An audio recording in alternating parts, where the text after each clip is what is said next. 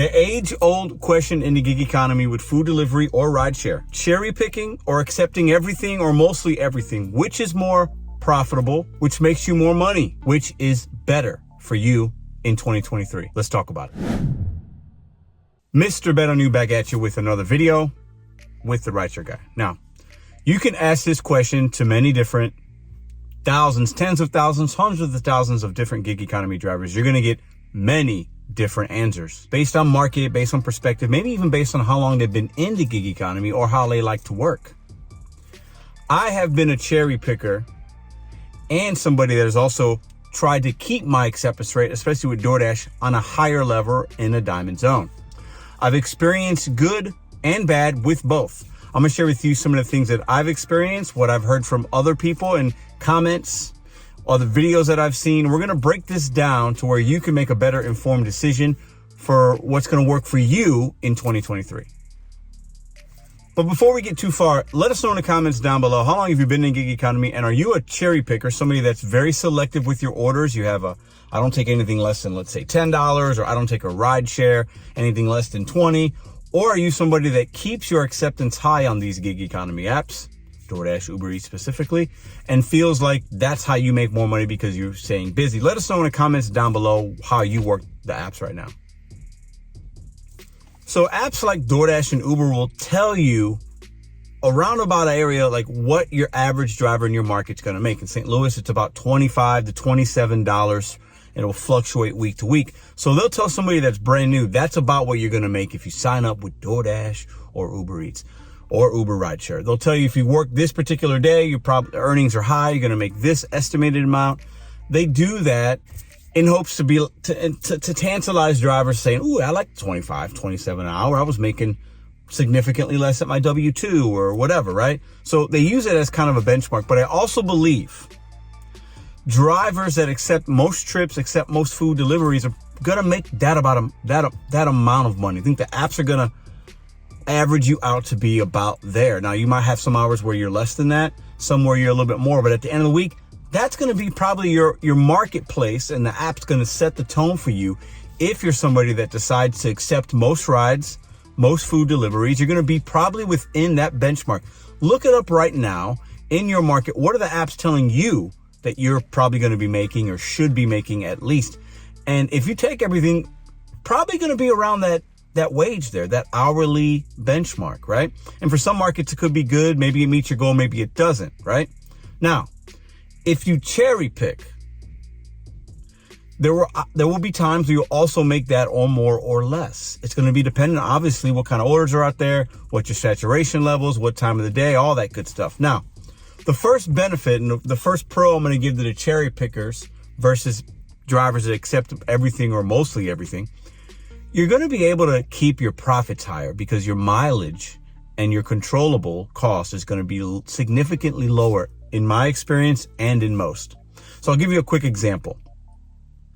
You turn on Doordash right now. If I accept, most of us can do 2.5, 3 orders an hour. If it's super busy and it's low mileage, maybe 4, but we'll go with 3 per hour. If I accept my first 3 Doordashes, I might get lucky, I might not get lucky. But if I set out to go do that, I'm probably going to make about 25 to 27 bucks on average.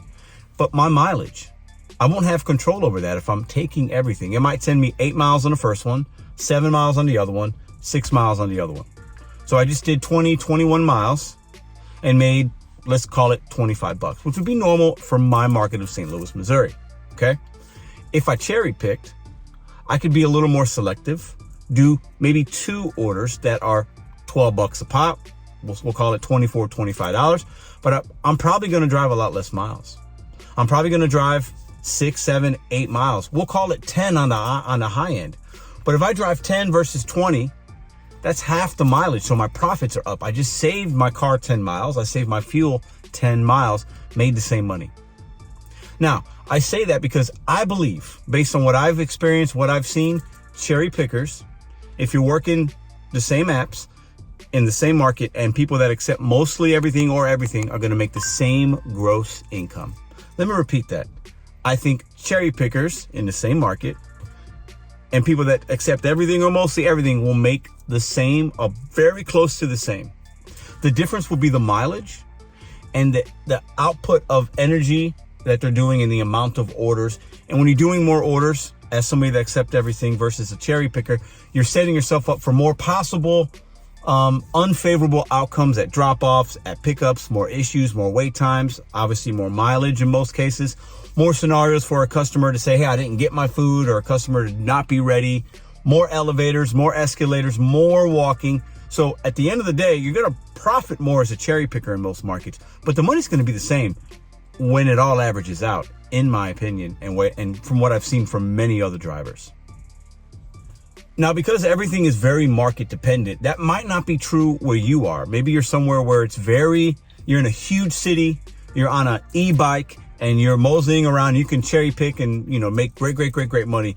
And the other person in that same market is not in a bike, they're in a car. They might have to work the apps very differently. So there are a lot of other scenarios to think about when it comes to what we're talking about here.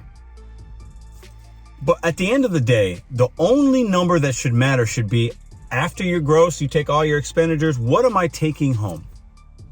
The take home pay is what we don't talk enough about here. We always talk about, I make $200 a day. I made $300 today with RideShare. I had a great day. I made $100 in 2 hours. It was fantastic. I'm a part-timer. I loved it. You didn't make $100. You didn't make $200. You didn't make $300. How much fuel did you use?